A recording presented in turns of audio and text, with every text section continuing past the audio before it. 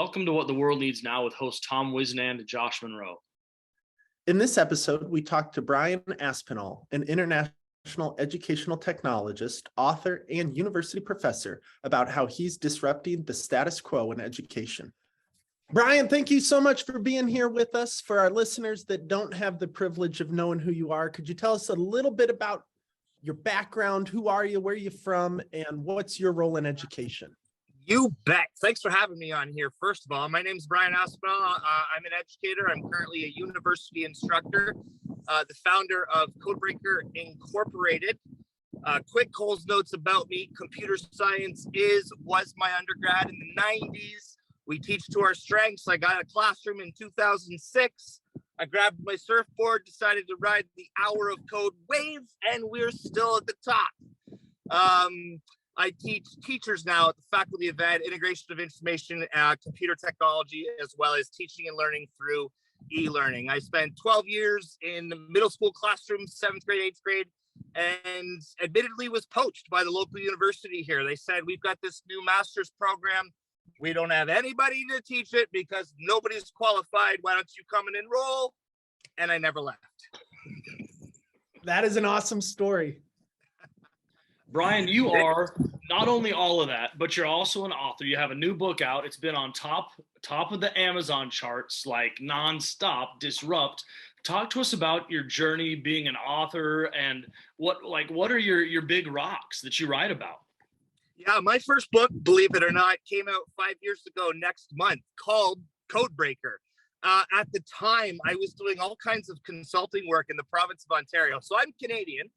I actually live 45 minutes south of Detroit, Michigan. This is hard for a lot of people to comprehend, but I live further south than Boston. I live further south than about 35% of the United States, sort of in the Florida of Ontario. The border goes like that, minus the politics and all that other stuff that happens down there. The border goes like this, and then we share the Great Lakes, right? So Detroit, Michigan is 45 minutes that way, and I'm pointing north right now. I forget what the heck your question was. Oh, how did I get started in this mess? Well, I found myself doing all kinds of consulting work, and I was being pulled in 17 million different directions. This is around 2015, we'll say.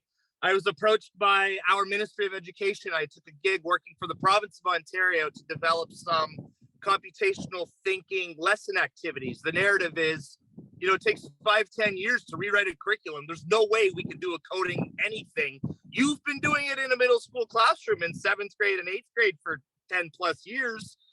Can you come and share your resources? So that morphed and evolved into what was my first book. I was a terrible writer at the time. A lot of people don't know this. I'll put this on the record. I had a little bit of a help with a ghostwriter on that first book, trying to compile all of my thoughts, writing the transcript from a few of my TED Talks.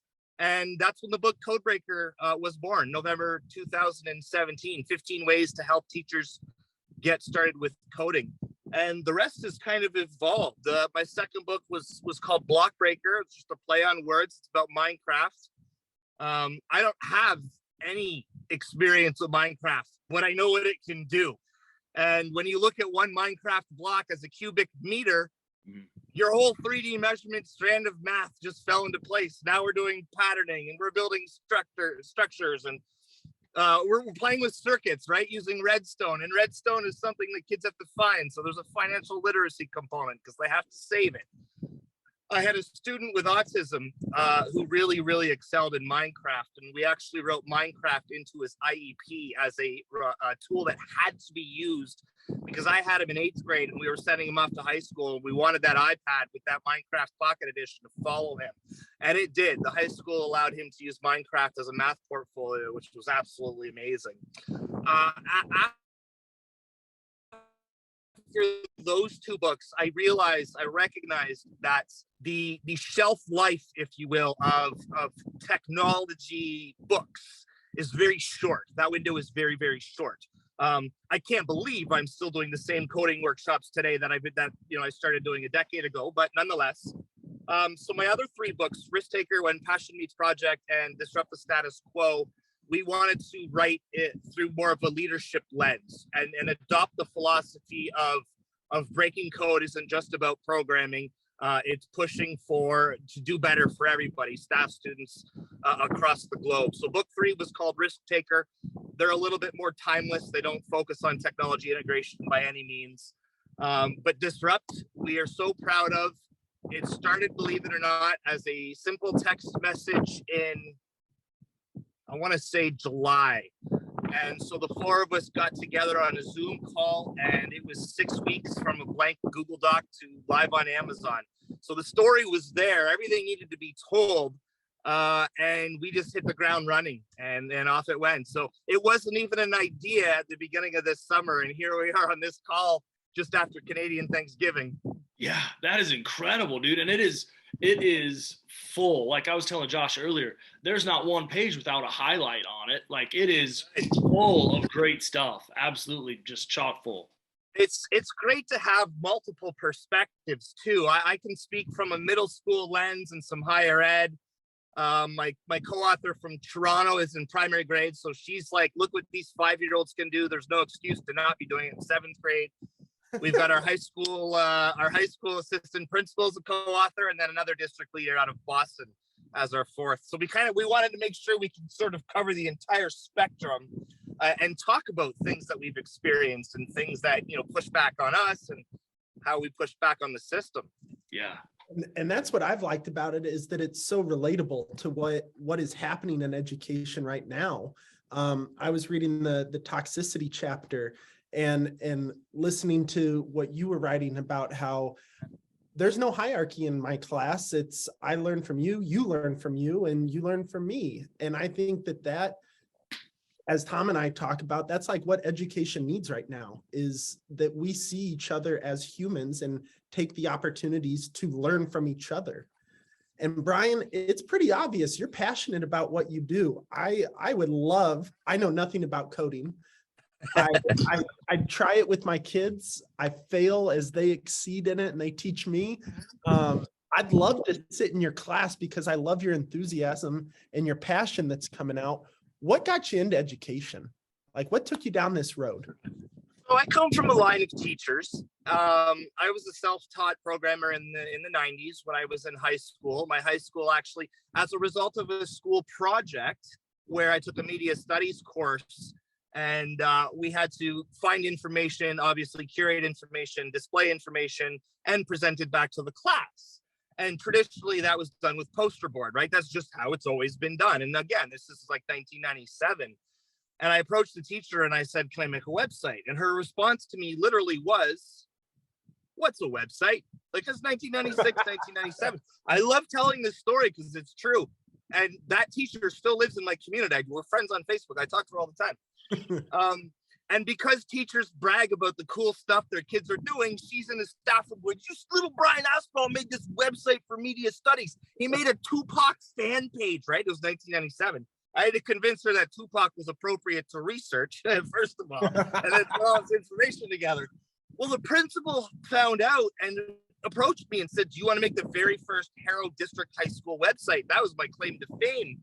And that morphed into, I hit the flower shop, the hardware store, the pizza joint, and all I was doing was changing the colors of the template, and I was doing $500 a website.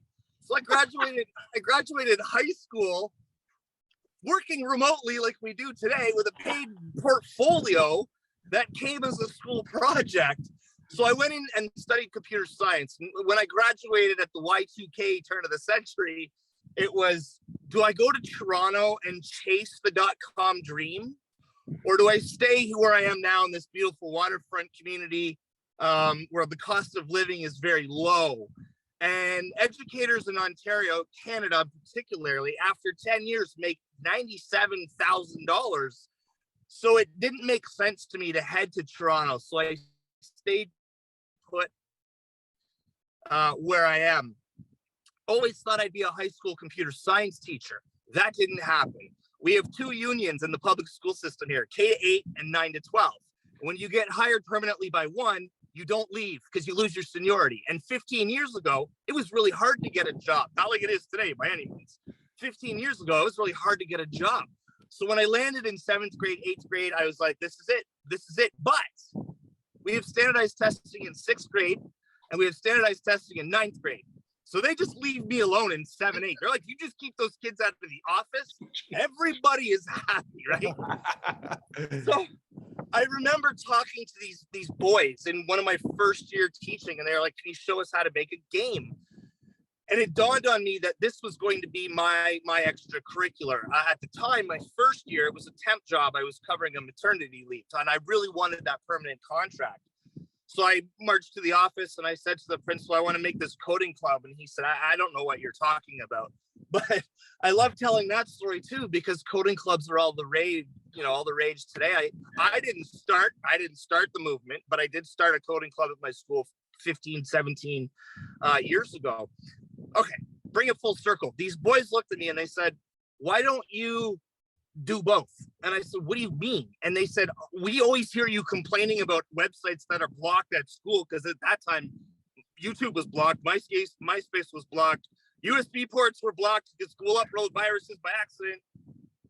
And it blew my mind. I was sitting in a workshop about digital citizenship, and the whole conversation was about educators making bonehead moves on Facebook. Keep in mind, this is 2006, so that was very new. Don't friend kids on Facebook. We had to get through that era. I mean, we're past it now, but we had to get through that era of uncharted waters. And I remember sitting there going, you're telling us about how we need to model behavior online, digital citizenship. But at school, all of these spaces are blocked. And overnight, I was called Twidgicate. I built a web app, Twidgicate, called Social Networking for Schools. And at one time, believe it or not, it was bigger than Edmodo. It was bigger than Edmodo. But because I was in the classroom, I didn't have the resources to keep it afloat. So it was actually acquired by a company out of Boston. And that got the wheels spinning for me. So I've since built and sold 4 apps while teaching full-time in the classroom, modeling that design sort of thinking process. And then it became, I see what computer science has done for me. I see what computer science has done for students in my class on the enrichment side, as well as the IEP learning disability side. It's brought this level of equity, so to speak, because you put kids in the sandbox environment and it's so naturally scaffolded and differentiated that they're going to create content to the best of their ability. Here we are. And so here we are now. As a result, the Codebreaker brand itself has morphed into trying to amplify the stories of other educators that need to be heard, and leverage our social media following in order to continue to do that and continue to push forward. Yeah. Hey, can we go back? I love the story of how your teacher, what is a website? And your principal jumped on board. And then in your book, you go down the other path too, of this friend of yours that had a bone to pick with the school and kind of took the negative side of things. He made a website too, and it didn't work very well for him. And so how do we get kids to understand that there is a negative side to technology, there is this downside to it? And how do we get them not to dwell on that? And how do we get them to grab and get all of the good stuff out of it, but understand, you don't want to go down the same path as my homie that got in trouble with his website. Yeah, I like the kid that, come on, that was the best example of student voice. We weren't listening there, right? So he made a website and he wanted to criticize some of the staff members in the school, and he ended up getting expelled as a result. And then as a teachable moment, the administrator said, how about you make the positive website, me, and I'll pay you. And so my buddy's at home, he's got a week off, and I'm getting compensated at school. The principal said, keep track of your hours. Well, I built the thing in Publisher 98. So it was literally drag and drop and then file export as HTML. And he's like, I'll pay something I think it was $10 an hour at the time. It took me literally 12 minutes. And I was like, 10 hours? They threw me $100. Yeah, let's go. I think the appropriate use of technology with our young people I think the inappropriate use is a learned behavior. And we see a lot of adults airing their dirty laundry on Facebook. And when our kids are watching that, they're going to mimic, that behavior. things that are said in like hockey dressing rooms that get transferred, into the social media space. And I'm just picking on social media, but I think it comes back to the community, the rapport, the zero hierarchy in the classroom where everybody feels safe, and the modeling of the process. I would hope that most students would understand. Well, here's a perfect example. About 7 years ago, we decided to let our grade 8s run the social media accounts for the school. And that was like, whoa, whoa, whoa, whoa. What are you out of your mind, right? That's what some staff thought. And the principal was like, no, I'm not. If we trust them and empower them, they're going to do what's right in their own mind. And then if they mess up, they either lose those privileges or it's a teachable moment. But if we just shut them down first without giving them a chance, we're already sending the message that we don't trust them. Yeah. And that was a big eye opener. So now we've got, a grade 8 crew, a social media team. We got a photographer now. We've got, they're scheduling tweets throughout the day, and nothing inappropriate ever came as a result of that. So yeah.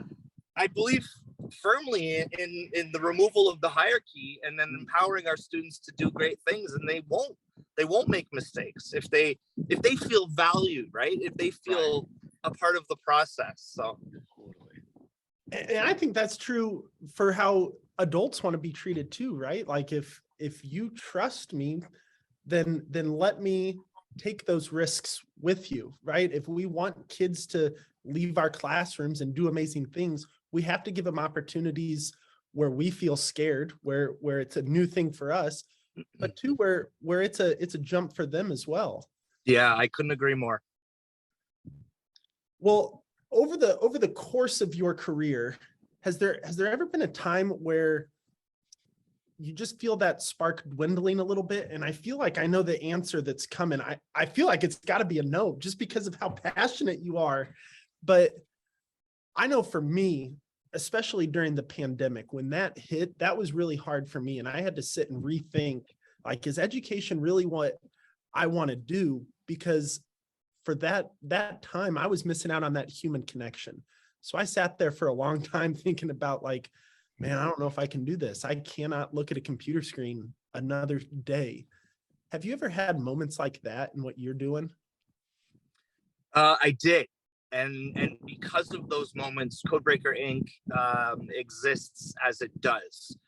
There was a time, and I'm trying to be professionally, politically correct here. There was a time where your work gets recognized by a plethora of people. And as a result, that upsets some people in your own backyard who have positions of power.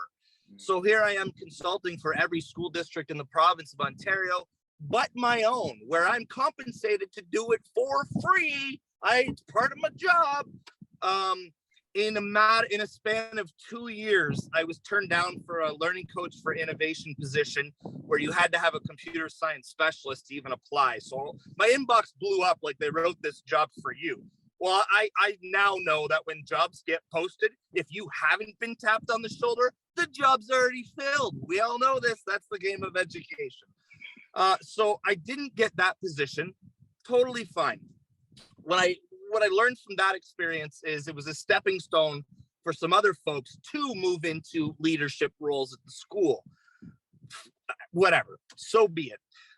Then there was a lot of ministry funding that came down the pipeline. And so I applied to do computer science for the feeder schools in my community, because the feedback from the high school was the 9th graders coming from your school are building apps. The 9th graders from this school over here don't know how to turn on an iPad. We have a problem. Mm-hmm. So I did not, believe it or not, get that funding. Instead, we all got Fitbits, and we were going to do a health and fitness grant. That lasted 2.5 weeks. The Fitbits, of course, were all over the floor. The novelty wore off, and it was a complete waste of money. Again, I'm not picking on anybody, but that same year, I won the Canadian Prime Minister's Award for teaching excellence in computer science. And then I got approached by Microsoft Canada to come on full time. So I took a leave of absence from the school board, it morphed into a 2-year leave of absence, at which point the school district said, you need to make a choice. And I said, well, we all know what it's going to be. And off I went. So it was really dark there for 2 years because I thought I have the best job in the world. I'm crushing it with these computer science or standardized test scores are through the roof. I'm making $100K with the best pension, the best benefits in the country. I got summers off. And I gave it all up to work 60 hours a week on my own business. But much like you said, Josh, it was like, you know, the Apple ADE camp program, right? I had applied to be an Apple ADE and I made it to the 3rd round. And I learned after the fact that Apple called my district. I mean, my district was 1-to-1 iPads. I said, what do you know about this person? And whoever they spoke to at the top said, you don't want him. He's too much ego. And when I hear that from my own employer, I'm like, this is not acceptable. I also had an administrator say to me, we're not Toronto District School Board. We're a small town board. We're right about here. You're trying to bring us up here. And to me, that said, good enough is what we do for our kids. Good enough. And that wasn't good enough for me. I felt the bigger I got, like the bigger Twitter got, the bigger the books got, the more I got shut down at the local level. And there was times where I felt, what is the point? Why am I fighting this? To your point though, Josh, the best thing I ever did was leave and say, well, I'm going to prove you all wrong. And here we are. That's incredible, the strength that you had and the power that you had. And thank you for being transparent and real. I know sometimes it's tough to be a disruptor. It's tough to be a difference maker. And like, it's a really gut-wrenching thing. So thank you again for just being transparent with us, because 2 years seems like an eternity when you're going through something, you know? It really is. It really is. And at the same, while all that political garbage is happening in the background, there's the narrative at my school level too, where as an 8th grade teacher, I'm not preparing kids for high school enough. All we do is play. And so I had all this self-doubt, like, what, I am in the wrong line of work. I can't seem to please anybody above me. Parents jumping down my throat because their kids don't know how to write notes for 75 minutes. I got to get out. I got to go. So my experience with Microsoft Canada was huge, because I got to see on the ground stuff that was happening to innovators just like myself. And that's really where the Codebreaker pivot began. I started to, as I'm going to all these, my job was computational thinking and coding using Minecraft. So Minecraft Education Edition had just come out, right? Around 2018. And so all the people that want to engage with Microsoft conferences are the innovators, are the disruptors. And you're sitting around having a pint, and all of a sudden I'm like, I am not alone. This is happening across the country. Anybody that cares too much is sort of being stifled, and there's too much hierarchy at the district level and way too much ego in there and fear, because all this technology got dumped into everybody's hands that the people in the leadership positions never taught with that sort of technology. And I believe fear, was a big part of that. But when I realized that there are a lot of people out there just like me being shut down, then that was the beginning of the Codebreaker pivot into the publishing side of trying to tell the stories of people that need to be heard. And I go back to what I said at the beginning with, it's so relatable to what's happening with so many teachers across America and in Canada. We're seeing people leave this profession that you are so passionate about, that so many people are passionate about, because we're not okay with it's good enough. We want to figure out how to be better. And at times we're not feeling supported. Yeah, and coming out of a pandemic, I'm so tired of this getting back to normal jargon, because it's like we were on this course and then out of left field, boom, and why are we trying to get back on that course? Why can't we keep going this way at that 45? COVID single-handedly destroyed higher ed lecture style learning at the universities. Like, why are we could talk about that for hours too, right? Because the grading narrative is always about preparing kids for more school. Right. And when do we prepare them for life? In the Codebreaker camp, we start in kindergarten. Sounds good. That's it.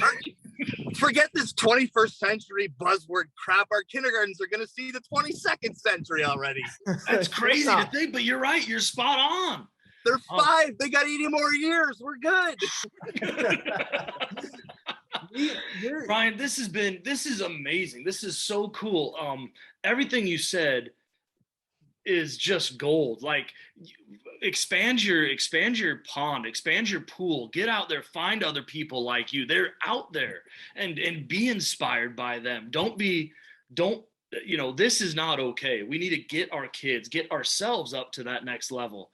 One of my favorite mottos, I use it all the time, I throw it out all the time, is it's okay to be where you are. It's just not okay to stay there. We got in this business as lifelong learners. There is nothing wrong with where you are today. Absolutely nothing. But what will you do tomorrow to be better? Absolutely. We had the talk in my class just the other day. If it doesn't challenge you, it doesn't change you. Right? I love it. I love yours. It's okay where we're at, but find something that's now going to challenge you so that we can change for the better. That's right. Your boom out of left field parallels really well with our ex-superintendent. We interviewed him after post 2020, and he was talking about, we're scaling this mountain and now we're on a different one. Why on earth would we ever go back? We've got a new perspective now. Let's take it and go to higher grounds. I could not agree with that more. The pandemic was so detrimental in so many ways, but such an opportunity. There's always going to be an opportunity as a result of chaos, because chaos is the idea of anarchy, but that forces us to be problem solvers, right? And to find new solutions, and to, like you said, go get on a different mountain instead of trying to scale the one we were on in 2020, 2019. The big talk down here in the States is the NAEP scores came out, and there was a huge drop in 4th grade math and reading and 8th grade math and reading. And there's a teacher out in New York, her name's Melissa Morris, absolutely incredible. And she said the same thing. She really is looking for the positives. What positives came out of this? The kids that were forced to change everything, and the professors, the college students that had to pivot. It opened up a whole new realm of communication, of tech literacy. And I think sometimes when we get these big headlines at the national level, test scores are going down, we forget of, all the positives that really did come out of it, because they're not measured on a test, Brian.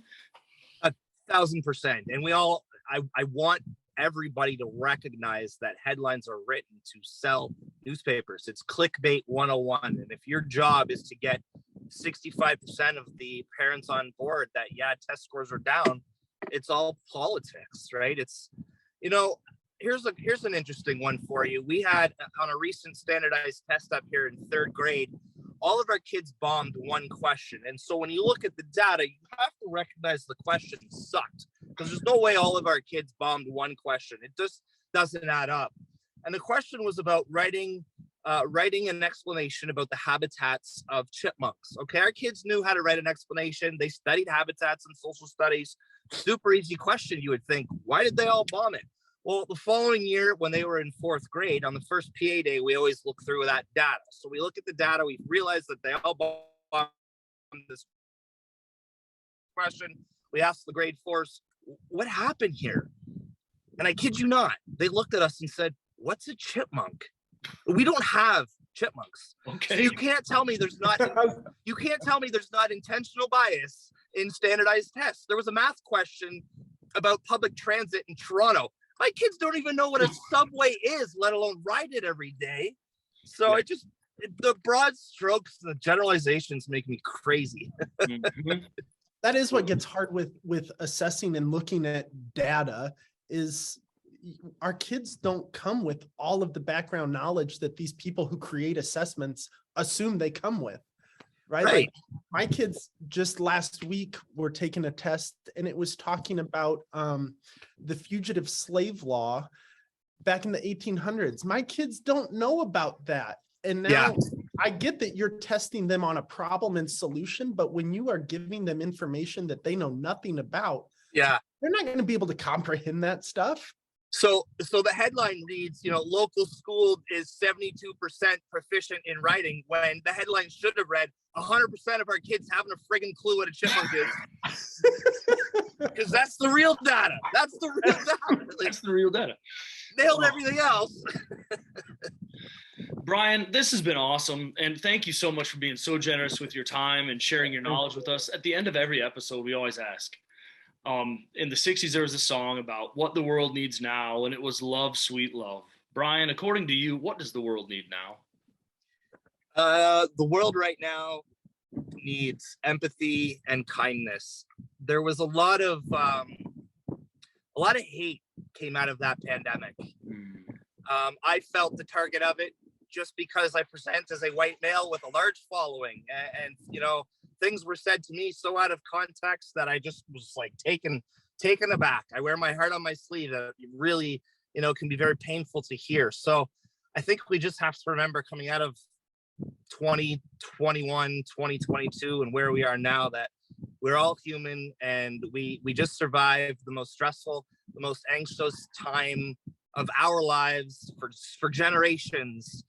And so if we could just sort of band together, and move forward as one, rather than, that would allow us as a species to continue to explore, which at the root of who we are as human beings is that, we've explored this planet as much as we can, with the exception of, the bottoms of our oceans, but hate them or not, Elon's ready to go and explore the next. And if we can all just kind of work together, then maybe we could get back to what we do so well as humans, and that is explore and learn and be curious and continue the evolution.